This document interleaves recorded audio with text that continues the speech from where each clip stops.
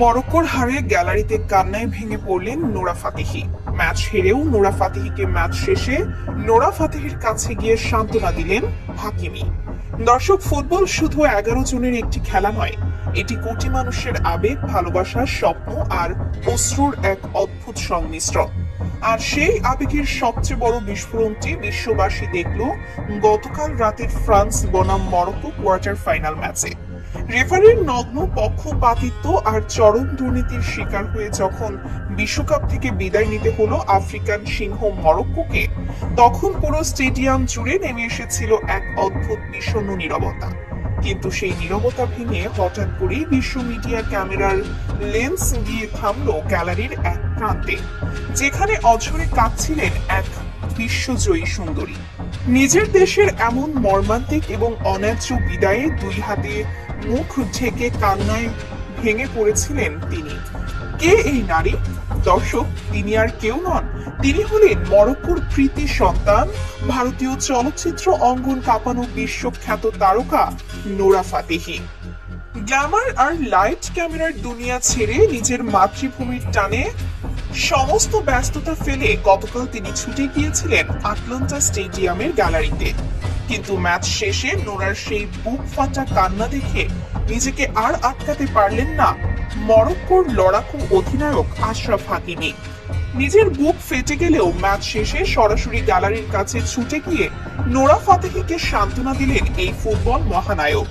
আমরা অনেকেই জানি নোরা ফাতেহি বর্তমানে ভারতীয় চলচ্চিত্রে রাজত্ব করলেও তার শেকড় এবং নারীর টান আদ্যপান্ত মরক্কোতে।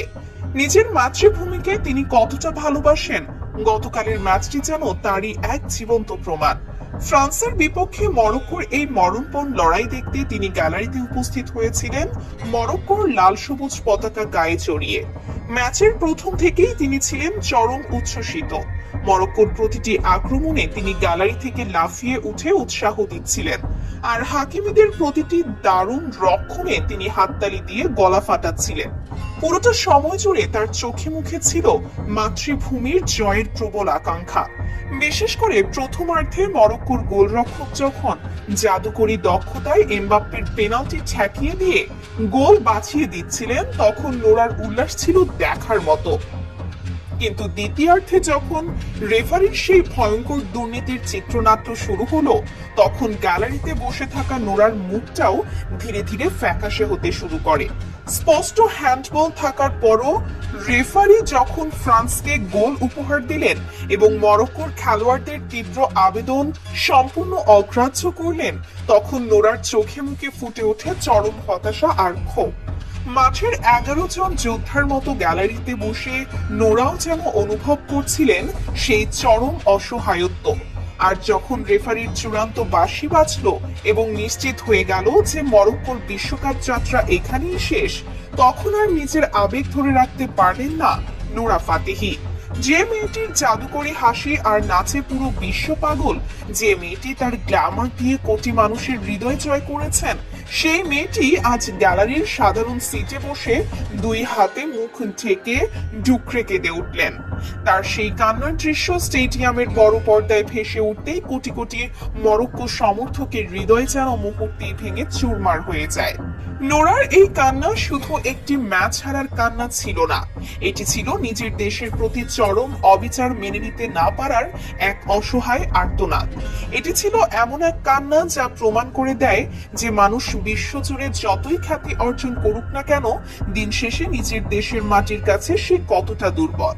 আর ঠিক তখনই ঘটলো সেই অভাবনীয় এবং রোম খাড়া করা ঘটনা।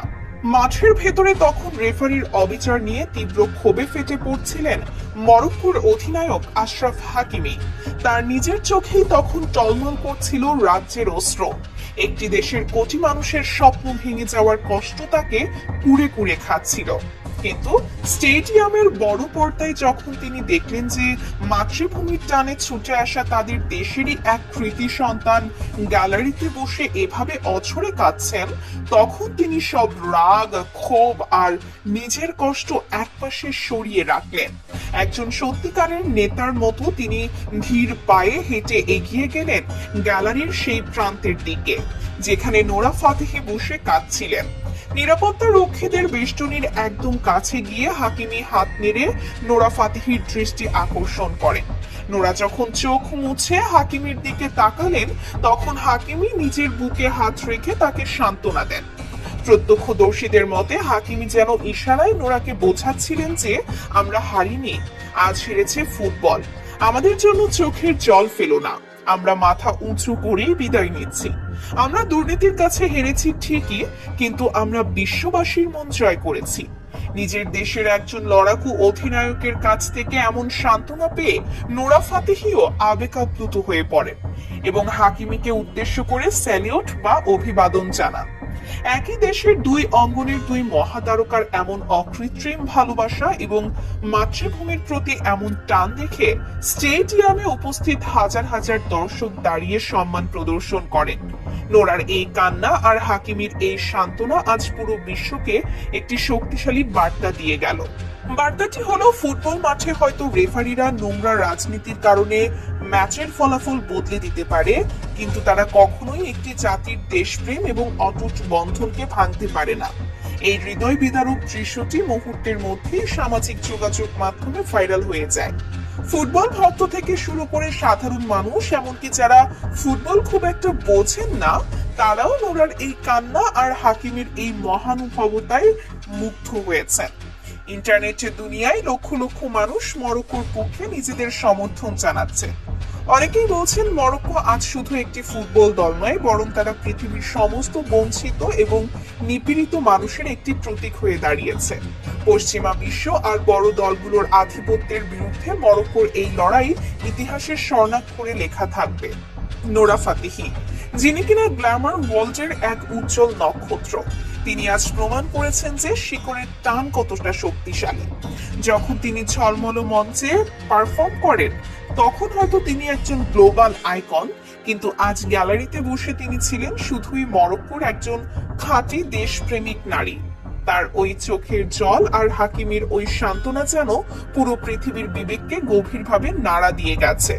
নিজের দেশের এমন অবিচার দেখে গ্যালারিতে নোরার এই বুক ফাটা কান্না এবং ম্যাচ শেষে নিজের কষ্ট ভুলে হাকিমের ছুটে গিয়ে তাকে সান্ত্বনা দেওয়ার এই বিরল দৃশ্য আপনাদের হৃদয়কে কতটা ছুঁয়ে গেছে? রেফারির দুর্নীতিতে বাদ পড়ার মরক্কোর প্রতি নোরার এই অকৃত্রিম ভালোবাসাকে আপনি কিভাবে দেখছেন? আপনাদের অত্যন্ত সুচিন্তিত মতামত অবশ্যই আমাদের মন্তব্যের ঘরে লিখে জানাবেন। ভিডিওটি ভালো লাগলে একটি লাইক দিন এবং বিশ্বকাপ ফুটবলের এমন সব হৃদয় ছোঁয়া অজানা খবর সবার আগে পেতে চ্যানেলটিতে যুক্ত হয়ে পাশে থাকা ঘন্টা বাটনটি বাজিয়ে রাখুন। সত্যের পক্ষে থাকুন, মানবতার সাথে থাকুন। ধন্যবাদ সবাইকে।